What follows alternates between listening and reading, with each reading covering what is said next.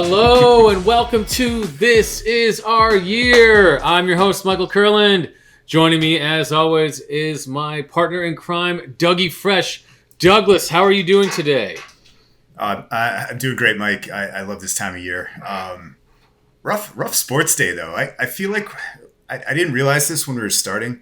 We are in a afternoon baseball time slot. I feel like we're always talking about a Mets game that just happened. Yes. We are. We're on getaway day, and today I wish we could get away from the fucking sports in general because it's been a shitty day, Doug. It's been a shitty day. It has, and I'm going to get right to my personal getaway. It's many times I use this as a bit of a getaway. Don't worry, Mom. It's not a major thing. But here's my beer, and I'm going to give a shout out to. Have I shouted out New England Brewery yet? I believe so. I don't know if I have. Tell us about this. Oh, really? Tell us about this lovely Pilsner ale that you're about to drink. Well, it's not a Pilsner, but I didn't think I'd shout these guys out. They're up in Woodbridge, New England Brewing Company. They've been around for a long time. I feel like this is their most popular can, and it's maybe the prettiest to look at. So this is Fuzzy Baby Ducks, nice, an IPA out of Nebco, and it's if you look closely, that unicorn here has a rainbow coming out of its ass that the ducks are sliding down. So nice. We love. I think that's we its love tail. It, it's tail.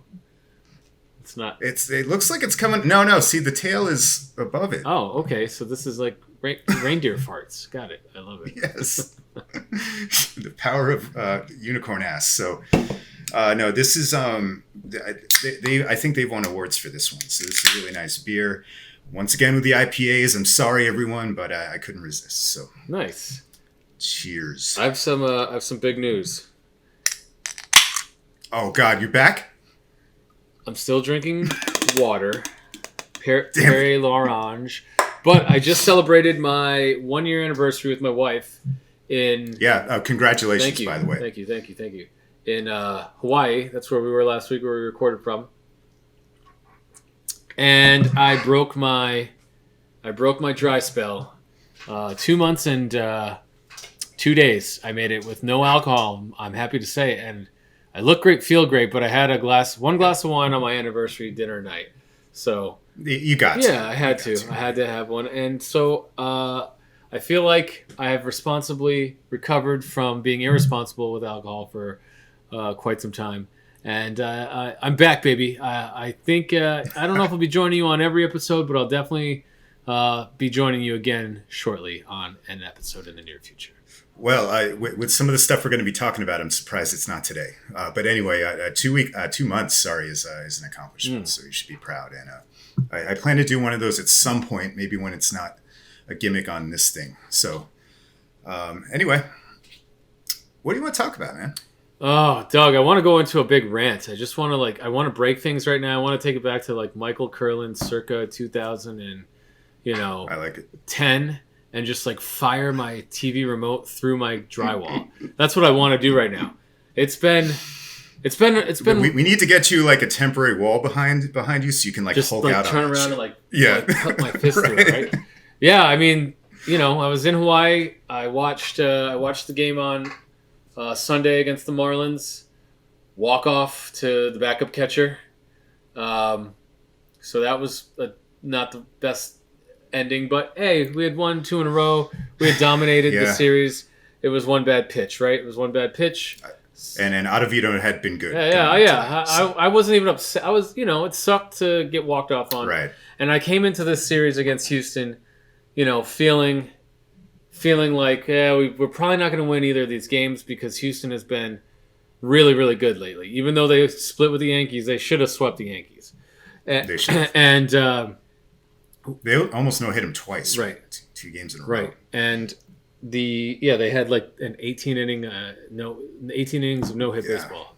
And that wouldn't make sense because there would be 2 no-hitters. But they, over the course of 3 games, I think it was 17. No, I think it was over the end of the second game, the no-hitter game, and then the beginning of the third game. There was 18 innings of no-hit baseball that the Astros had thrown against the Yankees, and somehow the Yankees managed to pull 2 of those 4 games out. But of course, I digress. So, we go into yesterday's game and we just got smacked around. Carrasco has not looked good, specifically against the Astros in his last two starts. And overall, his ERA is upwards of almost 5 over his last 12 starts, I believe. And also, he was our patented, this is our year, injured player out for the year overreaction guy last week. So he was. Well, I don't know if we have one this week. Well, the Astros do. The Astros have Pena and... that was a nasty collision. It didn't look that bad in slow-mo, but the guy, what's his name? It was Jordan Alvarez, one of the best players in the league. I mean, he is humongous. That guy's like, 6'6", like 250? I mean, he was humongous, and he ran into a little shortstop, Pena, and I think Alvarez took the worst of it, so hopefully both of those guys are all right. I have a feeling they both are in concussion protocol because they both pretty much elbowed each other in the head and knocked each other down for a couple minutes. So. Yeah, I hadn't seen that on a baseball field in a while where the two guys were like down for a bit. Maybe Beltran Cameron. That was a bad one. God, that was bad. Yeah. That was a real bad one. But yeah, so I mean, we're totally screwing up our show order here, but our bullpen's not been great, and we haven't gotten timely hitting in the last 3 games, and I'm starting to get pissed off about it, Doug. I'm starting to get pissed about it. Finally, and I don't think this is a good thing, but Escobar looks like he's starting to get platooned with Guillorme now at third base, and that's probably a good thing, but it's also not a good thing because Escobar's bat is needed in that lineup, and he is just not hitting. We left, I think, 15 runners on base on Sunday against the Marlins. We scored 1 run yesterday and 0 runs today, so we've scored 3 runs in the last 3 games, and 1 run in the last 2 games against the Astros. So this is, thankfully our schedule, June's over and our schedule looks like it's going to lighten up a little bit here, but I'm not feeling warm and fuzzy, Douglas. I'm not feeling warm and fuzzy. How do you feel? Well, I'm having fuzzy baby ducks. There you go. Well, so I'll start there. So I'm getting there in terms of that. I'm not as doom and gloom as you are.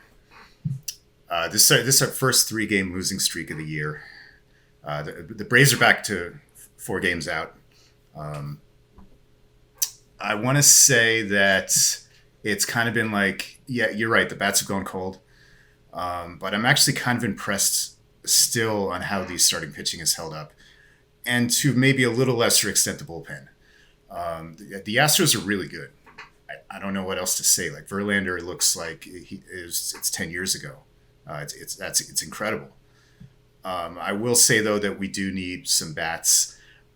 I don't hate Guillorme playing most of the day as his glove is that good. I think we have to fix DH in short. So let's see how this Scherzer rehab start goes today, and go from there. And you're right. Why don't we beat up the Texas Rangers this weekend? How about that? Yeah. But yeah, I'm not where you're at yet. I'm not going to punch the wall yet. By the way, yeah, you can if you want. I'm good. I think it's all right. Broke my hand once doing that when I was 12, and I don't want to do that again. That was fair enough. I think what hurt more than actually breaking my hand was my pride, because I had to actually tell people that I punched a wall and broke my hand. Yeah, that's when you make something up. Yeah, right? No, I didn't. I didn't lie, and I lived with it, and I still to this day live with it, and my pride still hurts from breaking my hand. Wait, do you remember why you punched the wall? Yeah, I do. I was 6th grade in gym class, and I think we were playing volleyball, and I think I missed the spike or something, and I walked over to the padded wall of the gym and punched the wall as hard as I could because I missed the spike, and I actually hit the padding. So my hand hit the padding right where the cleat was behind to hold the padding in place. So, behind this wall of padding, there's a 2x4 cleat on the top and the bottom to hold into place. Well, I'm 11, 12 years old. I don't think about that. And so I hit the padding right where the end of the cleat was, and I basically snapped my 4th and 5th metacarpal, and at the base because the impact of this part of my hand didn't hit the cleat and it just went into the padding. This hit the padding and then stopped at the cleat. And broke the two metacarpals in my fourth and fifth. Awesome. I was going to say this wasn't a Home Alone Jets tantrum. This was in front of a crowd. Nope, I've actually never broke it. Yeah, it was in front of all of gym class. I actually was like, that really hurts. Oh, and then my hand. You tried to shake it off. Yeah, but my hand like immediately blew up and like the two bones like kind of popped out. So it's kind of like two bumps right here. And I'm like, that doesn't look good. And it was like immediately turned black and blue. And I'm, 12-year-old me is like, don't cry. Because it was like, in the middle of gym class. Exactly. In 5th or 6th grade, exactly. whatever. It was, 6th grade, first year in middle school. Yeah. And in gym class, and I'm like, don't cry. And I still had to go get changed. And I'm like trying to get changed, and my hand's like all swollen. And I'm like, I gotta go to the nurse. And I go to the nurse, and I'm like, I just punched the ball. Well, why did you do that? I don't know, lady. Let's not talk about the whys. Let's talk about fixing the problem at hand here.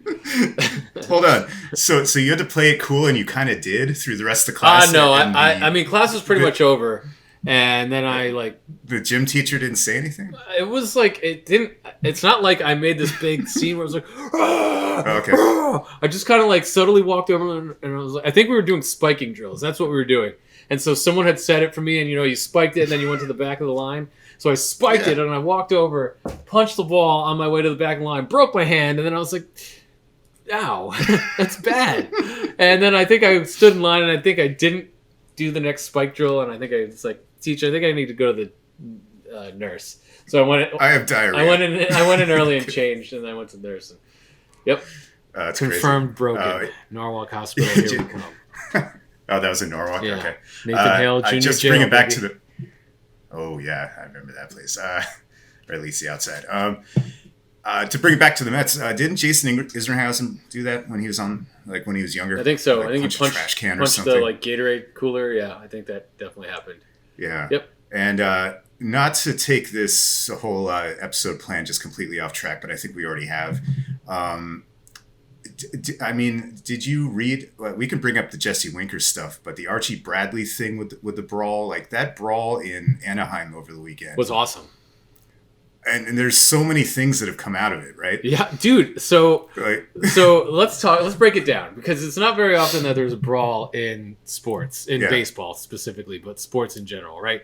Yeah, usually everybody gathers and hugs each other. Yeah, you get a little hockey melee, you get a little football melee after the whistle sometimes, but hardly are there punches thrown. Maybe a hockey fight's a different animal. Those are, that's what they're meant to be, but in the last 30 years, you can't leave the bench in hockey. Right. Yeah. It's the guys on the ice, and it's usually one-on-one. There's a code to fighting in hockey, for the most part. And if you hit someone from behind, you're going to get your ass kicked, right? But if the 6 guys on the ice, like you said, hugging. Everybody grabs a dance partner. Yeah, everyone grabs a dance partner and pretty much circles and circles until the refs break it up. It's kind of like from Dazed and Confused. Most fights, you hit them in the first 2 seconds, fights are broken up. So I'm going to hit them and wait for everyone to break up the fight. Anyway, oh man, so we're way off topic, but yeah, man, that was crazy. I mean, I did some dissecting on it after the fact that they handed out a 10-game suspension to Phil Nevin. And I was like, how the hell did the manager get a 10-gamer, right? Obviously, there had to be intent. And then I went back and saw even more that they took the starting pitcher that was scheduled to start the morning of and took him out of the game, and they put an opener in last minute. Switched it last minute. And then the opener drills Winker. I mean, if there's anyone that I was happy that got drilled, it was him, because I hate that guy. He's a very we have a bit of a history with Winker. Yeah, I thought Mets fans made up with him though. No? I don't know. I still think he's an asshole. Stop waving at me, But I mean, he definitely got drilled because he's an asshole, right? There's no questioning that either. Well, he wasn't the first one they drilled, by the way. Right. And then but then he went after the bench when he got drilled. Sure. Which takes balls. There's a great picture, right, of him just him against the entire Angels team. And then Rendon smacked him in the open palm, smacks him in the mouth with his surgically repaired other hand. Yeah. So I'll give Rendon some credit for, I guess. I mean, I think closed fist would have been better, but I don't know. He kind of like pimp slapped him. He did. And then, everything went crazy after that. And then, I don't know. Another Mets. I don't know if you saw this at the very end, but like all the Mariners fans, like, sent the guy a fucking pizza. Did you see this? Yeah. Well, so it was one Mariners fan who's like, "Fuck yeah, Jesse Winker, I'm gonna send you a pizza." Like, and she was like, "This isn't gonna work, but I might as well do it." And DoorDashed a pizza from 9 miles away to Anaheim Stadium or whatever it's called, right? And the pizza got in. Yeah. The pizza got to Jesse, and Jesse sent this girl on Twitter it's like thank you note, right? And not only that, did you hear what else happened like with that story? I heard Archie Bradley broke his elbow.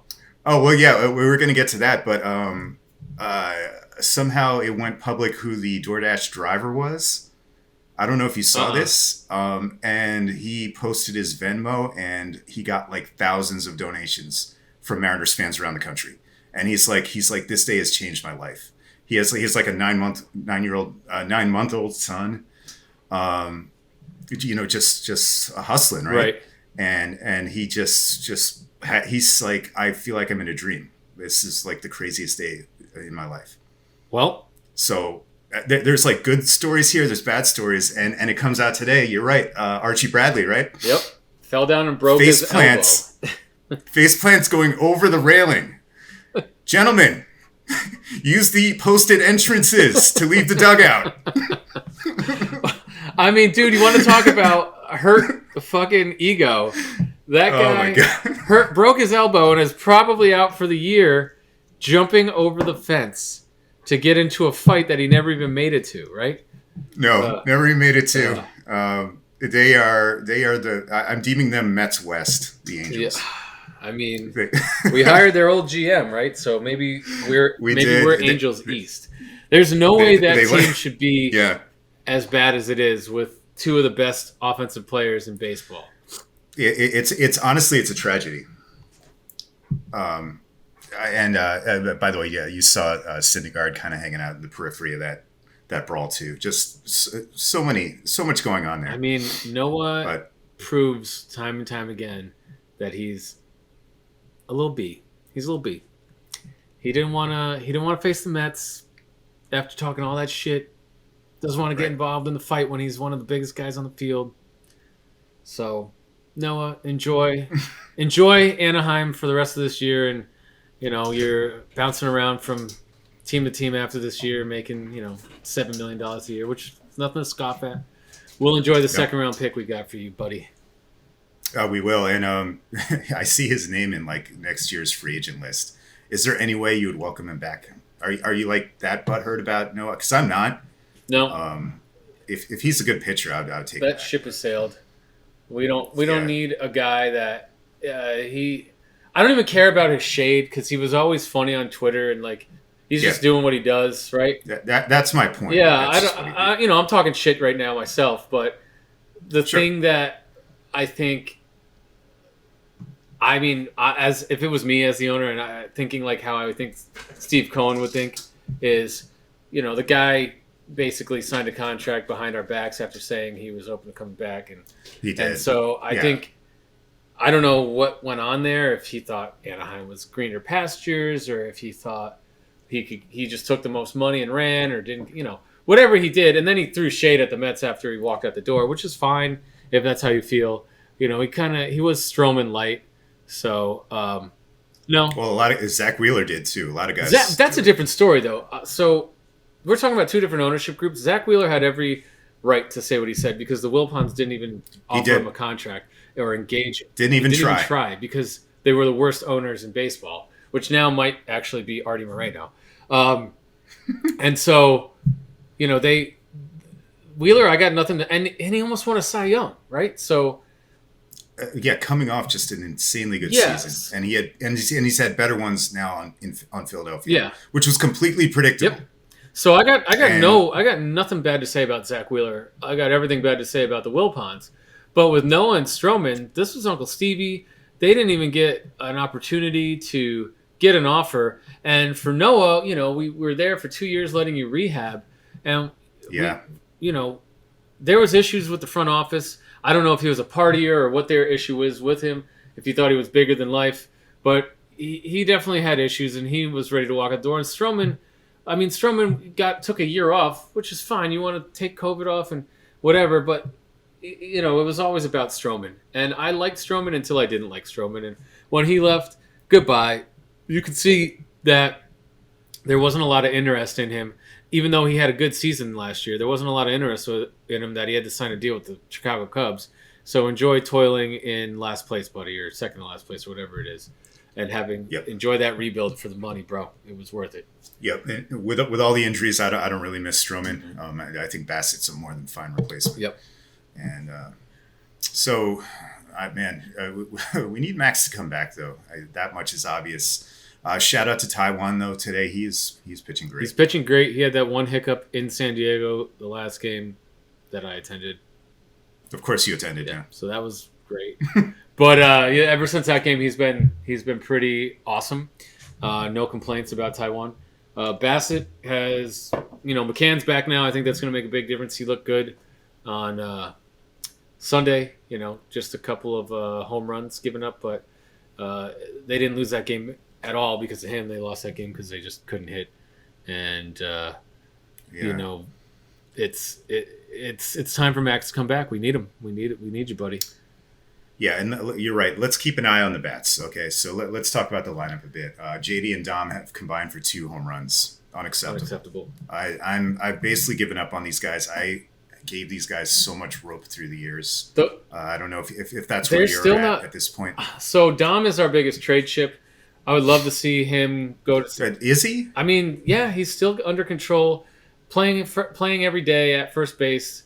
A team like Cincinnati, tell me why they don't want him. I know they got Votto there, but I guess, but 200 with no home runs. He's up and down between Syracuse. He's not playing every day. I mean, there's plenty to be said. So I think we can deal him somewhere to get something at the deadline. I don't know who has a hole at first base long term. I know the Cubs. I don't think the kid that they got playing first is anything more than a stopgap. I could be wrong, but we'll see. Maybe he brings us back a relief pitcher or a rental of some sort. JD, I think they're going to keep running with because he leads the league in exit velocity, and that usually leads to hits. Very unlucky. Right? Yeah, so it's not leading to hits with him right now. But I think that's why they got rid of Cano and they sent Dom down so he could just be the everyday DH. He's hit better, but he's still not hitting home runs. He should have better numbers. I agree with you. I don't mind him as a bench player. But I think, and you've been ringing this bell this entire season, I think we should expect a DH addition. Yeah. Do you disagree? I think probably a lefty. I'll go on my rant again. I mean, that's why, again, Bell, ring the Josh Bell. The guy's a switch hitter, and as a DH, I don't think there's a better guy that we can go out there and get. I don't know what he's going to cost interleague, and again, as long as we're not trading Alvarez, I don't really care. Like, thank you for saying that, because I have a proposition for you. Okay, and it's a little spicy, so shoot it down if you want. Sure, let's hear it. So we're what, about a month out from the trade deadline? Yep. Right? Francisco Alvarez, untouchable. Kill it. Right. Agreed. Not where I'm going. Okay. Killing it in Double A. I've read a lot that in terms of quality, you're going to get some more veterans up in Triple A, but it's basically the same maybe level of pitching. Hear me out. Bring up Alvarez now as a DH/third catcher. See how he handles it. A la maybe not a direct comparison to Mike Conforto in 2015, but it's kind of the same idea. And if he can actually hit better than, say, JD has, maybe that's one less move you have to make at the deadline. What do you think?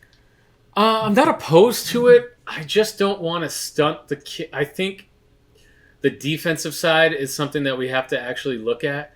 I think the kid is a pretty good defensive catcher as well. Oh, and I should say it would be like a little more DH than actual Correct. Catch. That's what I was figuring, is that he's going to DH 5 days, 6 days a week, and catch 1 day a week.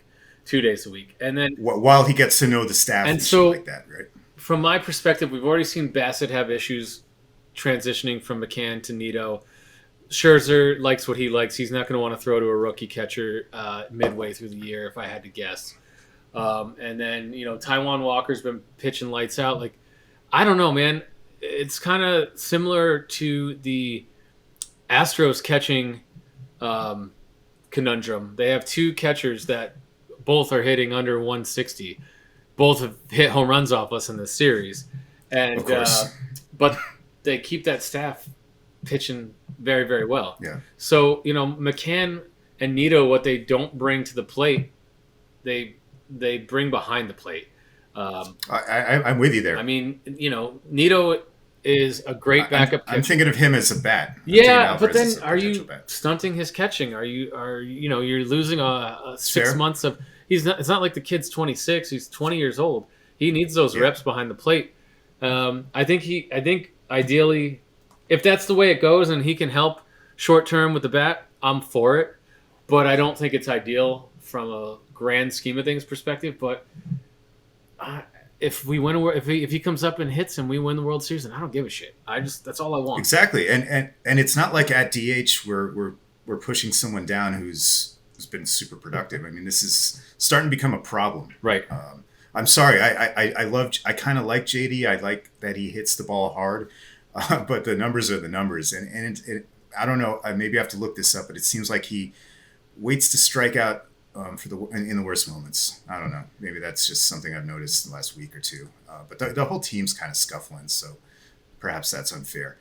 Yeah, I think the problem with the lineup is that it's so jumbled every day. We don't have a fifth. You getting on Buck? I don't think it's Buck's fault. I think it's because what you're saying. There's we're starting to lack protection for Pete. I think 1 through 4. Yeah. We look great. Lindor is having a top. His average isn't there, but his home runs and his RBIs are, from a shortstop position, can't ask for more, right?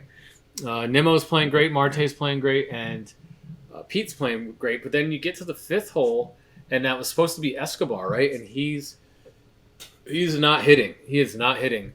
No, he's scuffling real bad. He's been it's been longer than a few weeks now. It's going on probably a month and a half that he's been struggling at the plate.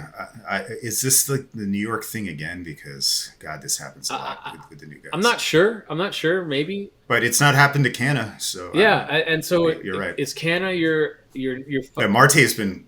I love Marte's. Yeah, Marte and Canna. I love both their games, and it's. Sorry, I'm like arguing with myself. No, but then why? But then why is he pulling Canna out every day? Or every other day, and why is McNeil should be playing second base every day, Canna should be playing left field every day, and then you can put Guillorme and Escobar, and that can be your platoon for the time being at third base, right? A tough lefty, then you can put Escobar in to face the lefty, and Canna and McNeil should just be playing every day, and then you can bat Canna fifth, you can bat McNeil sixth, and then 7, 8, 9 can be JD, your catcher. And either, Escobar or Guillorme. So, but yeah, I think our lineup has gotten shortened because Escobar's not hitting, Davis isn't hitting. So now it went from just the catcher not hitting to 3. We have 6 guys hitting, and for whatever reason, we were platooning 2 of those 6 guys with each other. So, you know what? It's a great point. You know what would help, and I know I sort of agreed when you said this about like a minute ago. I think we need a little more from Lindor still. Really? He was a 38 home run guy a couple 3 or 4 years ago now. He's he hit 33, 38, and then the pandemic year, and he's just not at that level right now. He's got so his OPS is like what 110. I mean, it's fine, and you're right. He's compiled a lot of RBI. I can't. It would be cool. I mean, it would be great if he hit a couple more home runs and his batting average was up 20 points. But look at the shortstop position around the league. Oh yeah, no. And he's top 3 in all offensive categories for shortstops around the league. So he is. It's just the numbers are down compared to what I think his ceiling is. That's all. Yeah. Hey, maybe he's still learning the National League pitchers. I think he's hitting clutch when we got runners in scoring position. He's getting those hits. He's getting those guys home. Yeah. I don't want this to sound like I'm down on him. I think, but like times like this, we need him. I mean, but what he's had a lot of clutch hits this year. He's second on the team in RBIs. I think, yeah, sure. I mean, how many more RBIs and how many more home runs would he need to have at this point to make you happy? And how much of a difference would that difference make? Maybe one or two more games, maybe. I mean, he has a 745 OPS. I would like an 800 one. I guess that's what I'm saying. But who's hitting? Who's got 800 OPS? What shortstops have 800 OPS? Let's start there. Well, Jeff McNeil has an 850 one. Yes. Brandon Nimmo is 800. Right. Starling Marte is 780. Right. Mark Hanna has a. Oh, yeah, actually, you know what? That's surprising. Canna has a lower OPS than. It's because Canna doesn't have. I didn't expect. Canna doesn't have a bunch of home runs. He's like basically become a singles hitter. But look at shortstops in the league and look at what their OPS is. You're right. He is undoubtedly, if not the most valuable. In fact, I saw I can't explain to you what FWAR is. I don't either. But I think he's the lead. He's the leader in the shortstop position. So I'm not. When we're not hitting, and as you said, Pete, just sitting there in the middle of the lineup, it would be cool if this guy just went torrid hot, and he does that sometimes. He will again. I think he's on pace to hit 25 home runs. It's not like he's gonna hit 16 or 15. He's on pace to have over 100 RBIs. I mean, I know. I shouldn't have looked at his career stats. I saw 38 in 18, 38 home runs, and 33 the year before. That'd be nice. It would be nice, but I'll still take 25 home runs, 100 RBIs for my shortstop any day of the week. I don't think we've ever had that from a shortstop. So, nope. Yeah. So I'm happy with Lindor. He is my guy. He's got that big smile. Nothing shakes him except for Jeff McNeil in a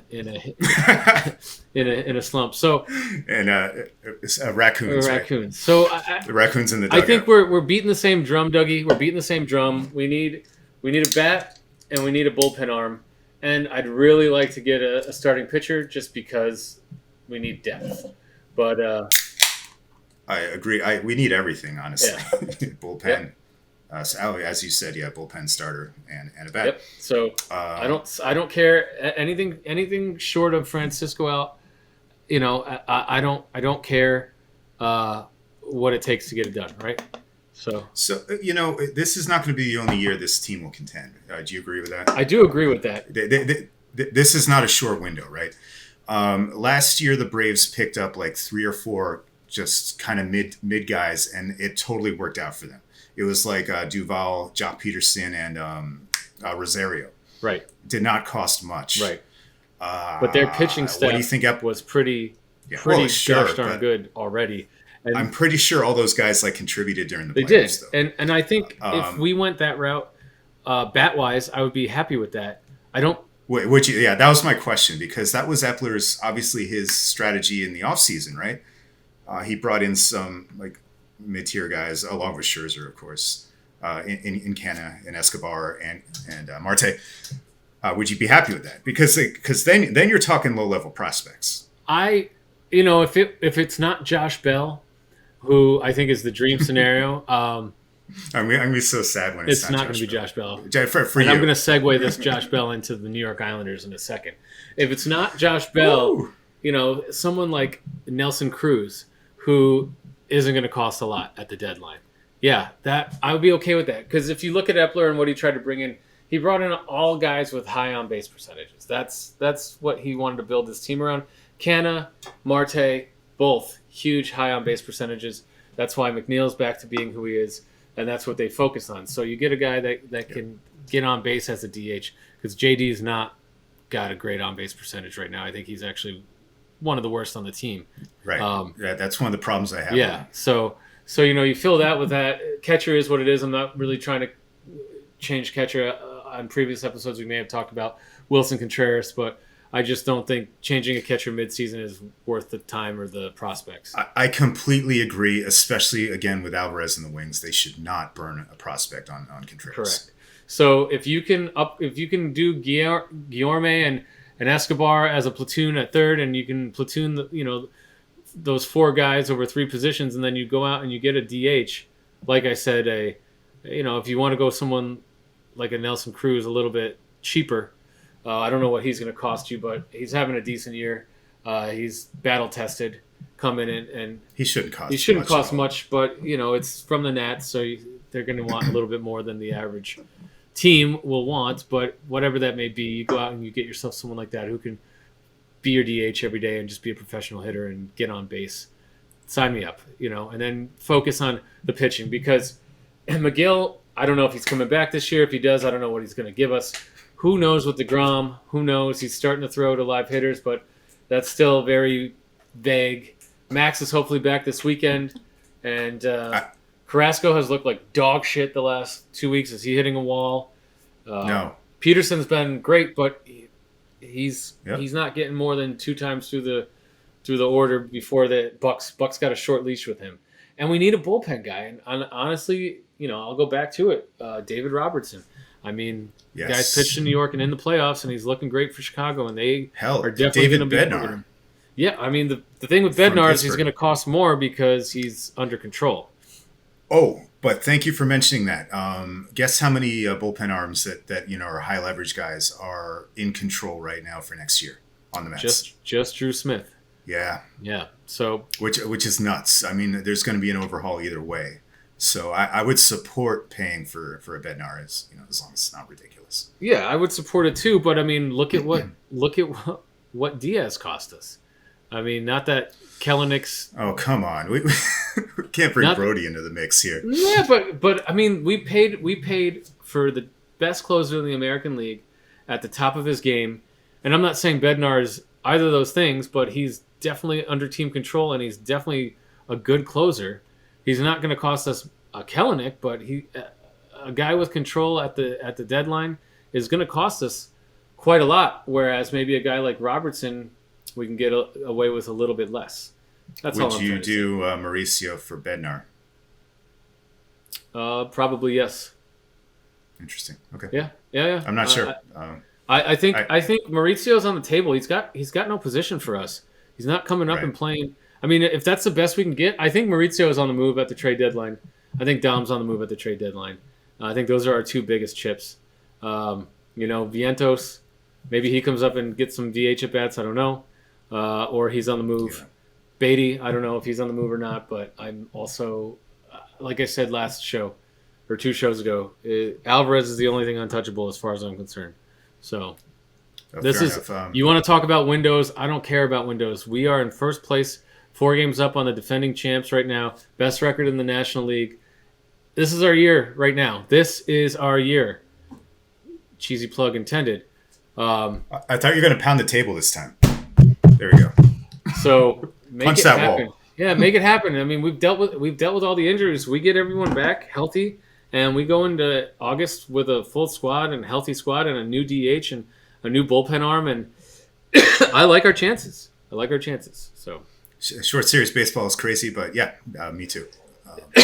But I want to segue. There's work to do. Yeah, and you were going to segue from Josh Bell to New York Islanders. I can't wait for this. Wow, what?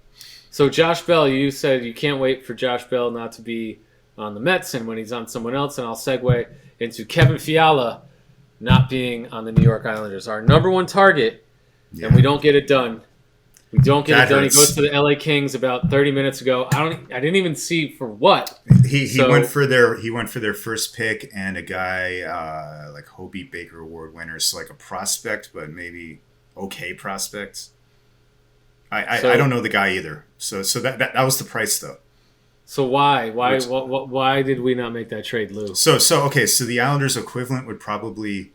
And by the way, the Kings are, I'm guessing, picking later in the... They are. They made the playoffs, so they're definitely picking later than us. Yeah, so I mean... a lower first-round pick.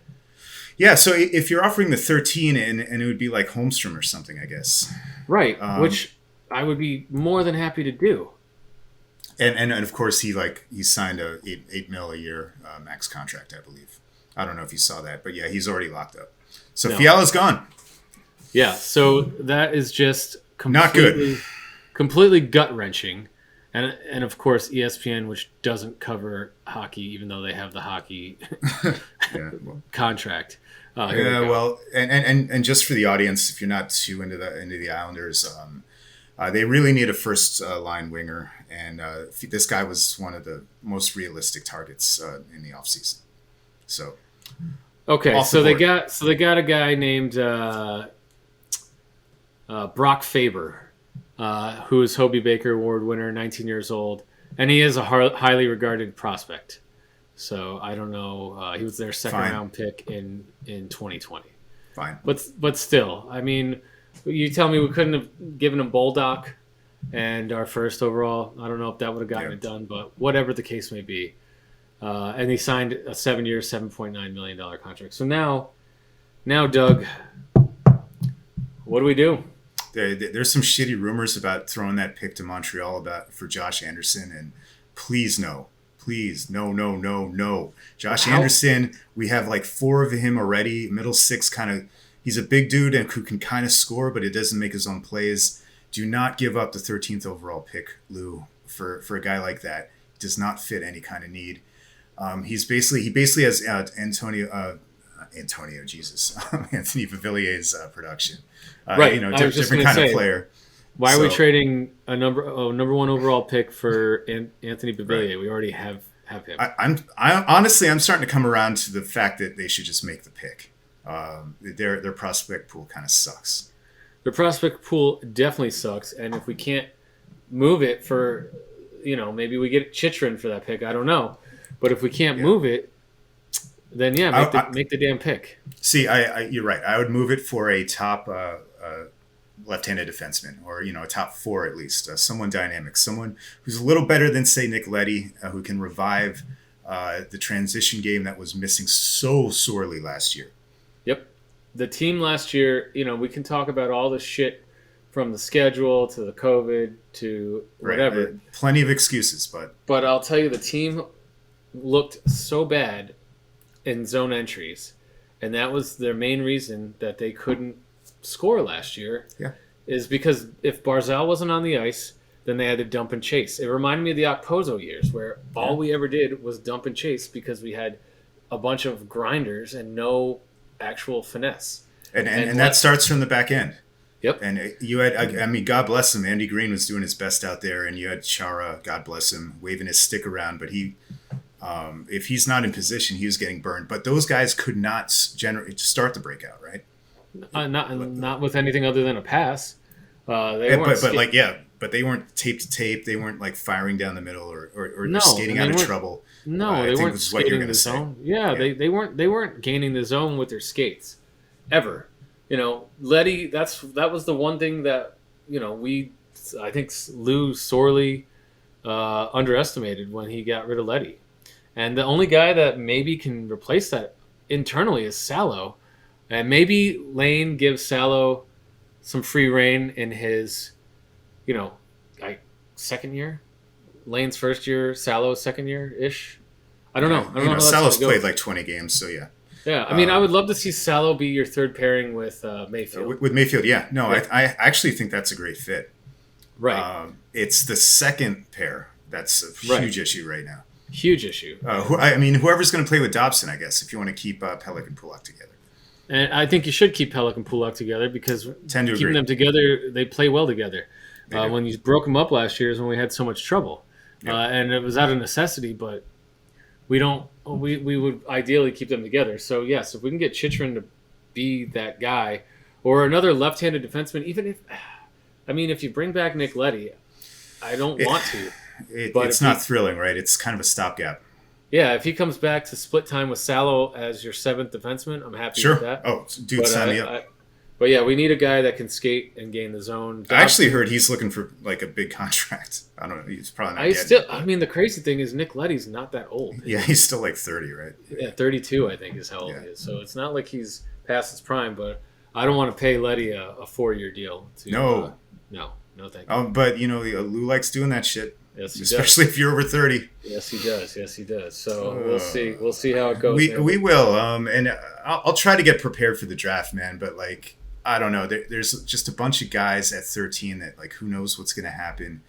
I think it'd be easier if they were picking a little higher. And I'm not even sure if our listeners give a shit about these prospects. So it will be fun, though. It's coming up in a few weeks. I think, if we do make the pick, we just got to take Lane's nephew and keep makes sense. Family. Keep him in the family. But so hockey, what else do we have happening? Well, look, wait, what do you want to say about Kyrie? You got anything left? Oh, yeah, I got plenty left. As far as hockey goes, I don't have anything else to say. I don't know if we mentioned this last week, but Trotz announced he's not coaching. Yes, he backed out of the Winnipeg job, and he's taking a year off. He'll be in Nashville. But it's weird that they just extended Hines, so who the hell knows in terms of Barry's future. But. Well, I think it's great that he is taking a year off. He probably needed one after 20-something years straight of coaching in the NHL, and hope he just gets some R&R. But yeah, let's switch to basketball. I tried to give you the off ramp a few minutes ago, but yeah, it's clearly time to go to the NBA. Yeah, our favorite sport. And by the way, DJ did a great job last week. I want to just give him a shout out. And he called Banchero number one. Yeah, he did. When everyone else wasn't. So good job, DJ. Big props to DJ. DJ Zulo. Zulo on Twitter. And, so what did you – let's talk about the draft real quick. I mean, the Nets didn't do anything. They signed a kid out of Wake Forest after the draft as a two-way player, big guard. Looks intriguing, probably going to be in the D-League next year, so I'm not like overly excited about it. But what did you think about what the Knicks did after we talked so much about what DJ thought they were going to do? I'm still trying to figure out the permutations of all the first round. I mean, they got 3 first rounders, right? But it depends on where the teams finish, right? When they get to option them. Yeah, so, dude, I'm already falling asleep. Well, I mean, I agree, but I do think their plan is to go hard after Brunson. I think that's pretty much done, right? To DJ's point, I don't know if it's done, right? Because free agency doesn't start till tomorrow, but they want to. Saying it is. They want to go hard after him, and I think that they were just clearing cap space. Yeah, good player. Young guy, can fit in well on that team. Hopefully, they didn't make the pick to save the money. They got rid of Kemba's contract, so basically salary cap moves. Which DJ said they were going to try to do, and it makes sense, but. It's not an exciting move, and I know a lot of Knicks fans are kind of annoyed. But if my team sucked for 20 years, 30 years, I'd be annoyed too. Yeah, 25 years. I get the impatience. Yeah, well, I mean, it's just so hard to make big moves in the NBA. So if you don't have the cap space, and I think that was, when we talked about it last week with the Randall contract, they had the window, they had the cap space, and they got impatient. Because, in my opinion, Dolan doesn't like MSG to not be sold out every night. So he'd rather, he's never going to tank.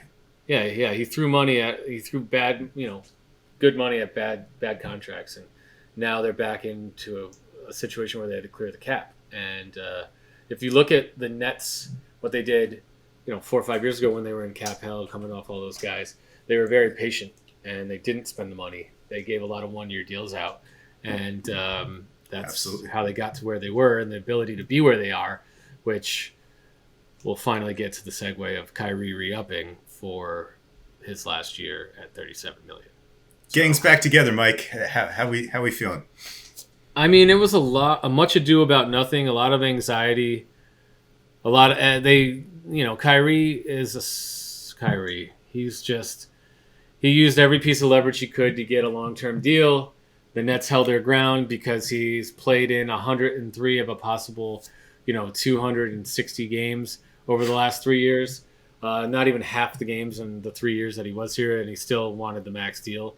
And they told him no.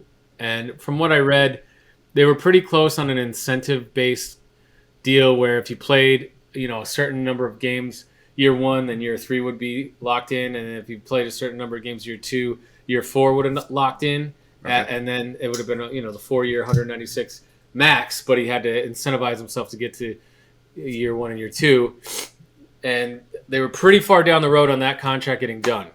And then I guess his mom is his agent. They countered. I have a feeling Kyrie was like, I don't want to have to guarantee that I'm going to play that many games. I don't want to go to work every day. Yeah. So let's counter them with this, and they countered the Irving party countered, and the Nets were like, no, that was take it or leave it. This is our last best contract offer for you. I mean, I don't blame Marks to be just like fed up with this. Yeah. I've joked about it before though. On some level, like he is the NBA's Peter Gibbons, and you just got to live with it, right? Yeah, I think the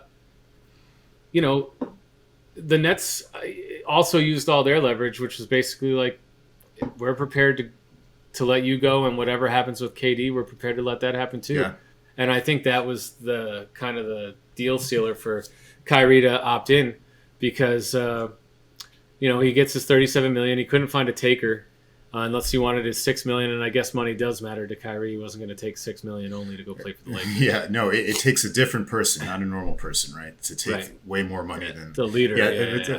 You got to have the Galaxy Brain tweet included with the Kyrie experience. That's the quote for the week. Let's get that Kyrie quote out there.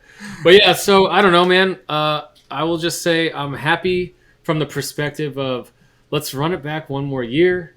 Kyrie hopefully decides to show up to work.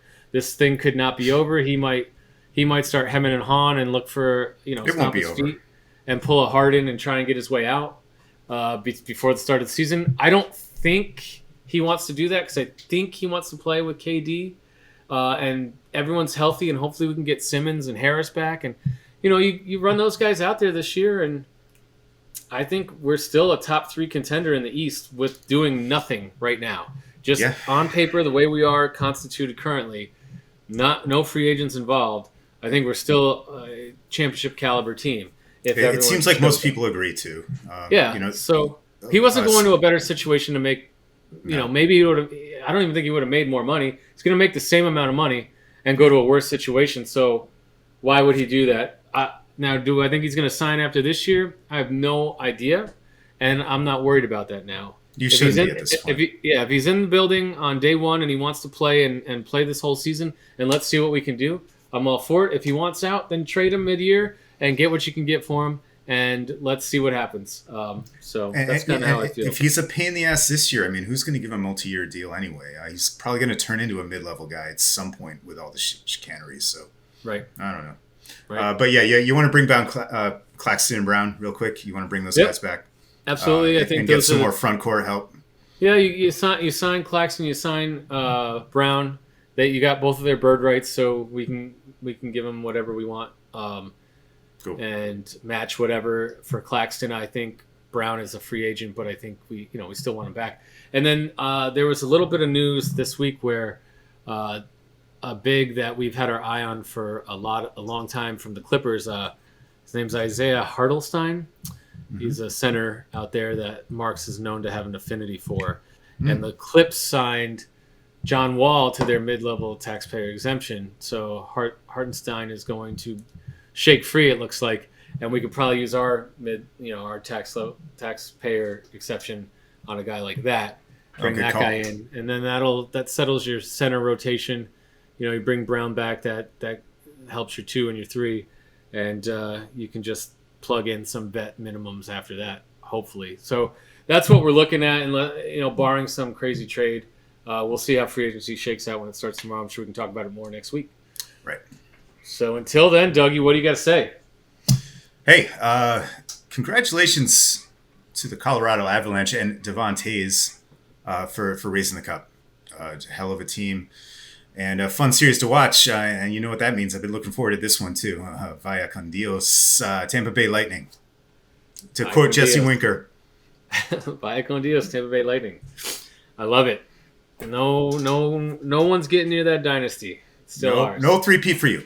So, all right, Dougie. Well, it's been great this week. Audience, we'll see you next week.